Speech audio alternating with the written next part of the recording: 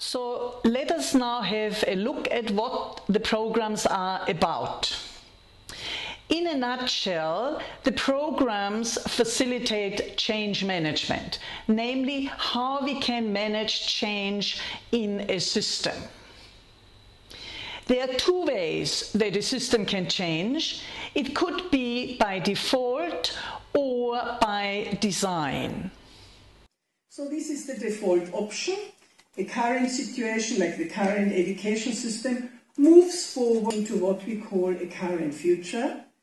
In other words, more of the same, but it will not be exactly the same in future. It is more likely deteriorating. Or we could create an ideal design of how the new education system could look like, and then we can backcast from there to the current situation, so I can start to set actions that move me more and more towards my ideal. But if I haven't got that ideal, I cannot do it. So what do the programs do? They prompt that we analyze the current system and its current futures, design the ideal, plan the implementation of the design, and make a change management design, or a roadmap of the change, as it is sometimes called. Now let us look more specifically at what the Biomatrix Organization Transformation Program is about. In summary, this program prompts the client organization to transform itself into a systemic learning matrix.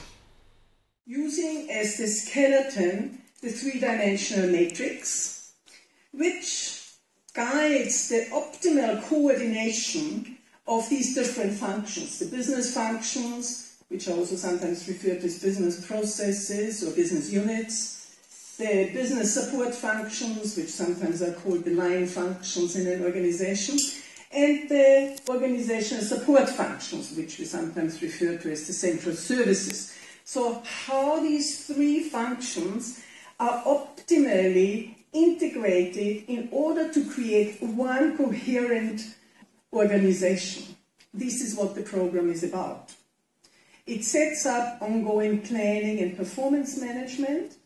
By ongoing, we mean ongoing in space, so from the organizational level to the functional level, the sub-functional levels, and also ongoing in time, from the long-term strategic perspectives to the operational plans. It creates knowledge management repositories and procedures, regulatory frameworks that hold the whole together, not the regulation of specific functions, but the regulation that interacts the different functions. It is concerned with resource distribution across the organization, and it sets up the interaction with the environment. Along all lines, it creates a web within a web, which looks something like that. So every function is connected into its environment, and indeed the organization becomes a web within the larger web of the environment. And that allows the organization to rapidly respond to opportunities and threats in its environment, and creation of synergies. Because synergy is probably one of the most important competitive advantages of the information age. It is the basis of creativity. So if I could make just a little comment about the communication problem we heard in the index, it is something as a management consultant I hear over and over again, and the answer is very simple.